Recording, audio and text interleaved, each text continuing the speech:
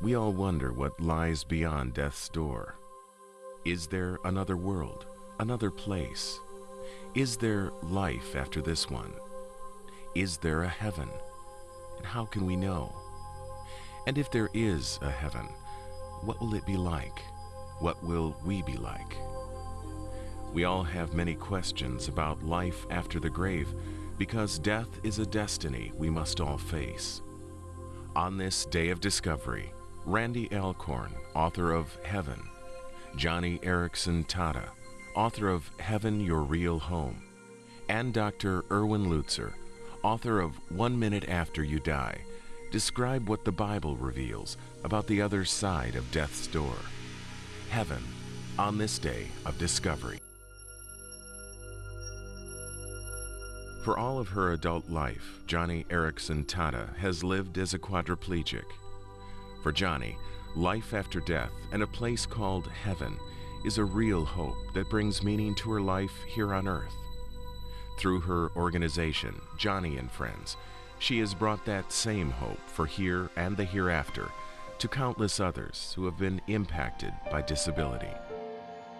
People might assume that because I'm in this wheelchair, I can't wait to get to heaven to get my new body, hands that work and feet that walk. And that'll be good. I think the first thing I'll do is drop on grateful, glorified knees and thank God for the grace He gave that sustained.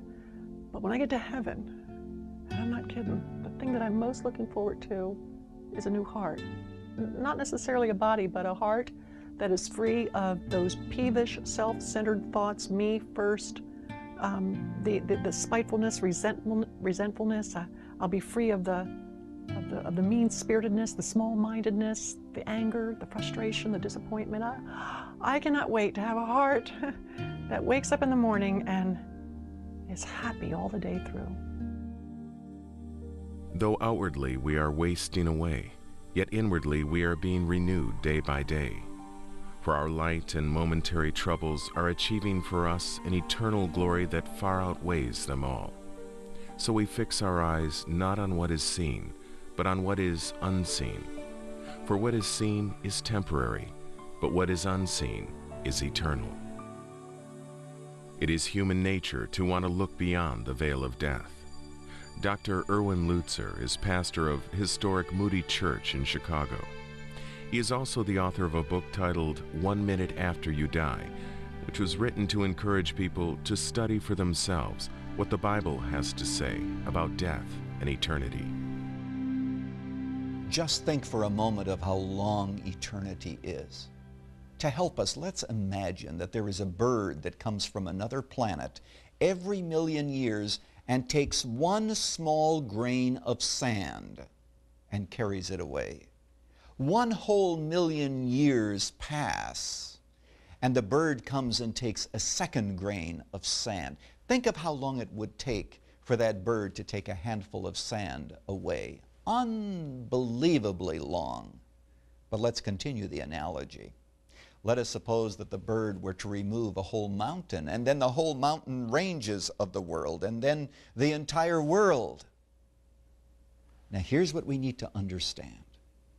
When that bird has finally removed this entire earth, eternity will hardly have begun.